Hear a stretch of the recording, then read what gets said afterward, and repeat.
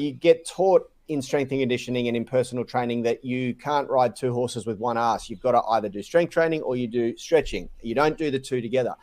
When in actual fact, there is a plethora of research to indicate that when you train opposing muscle groups in a workout, like for instance, if you pair the bench press with a bent over row, you increase not only the efficiency of the workout, but the adaptation response as well.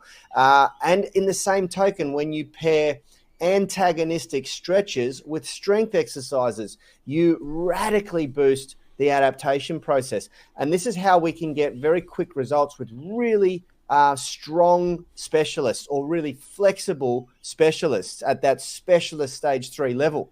They come into our Unity Gym, into our UMS program, and are astonished at how quickly they can break plateaus in their performance, whether it be for flexibility or for strength.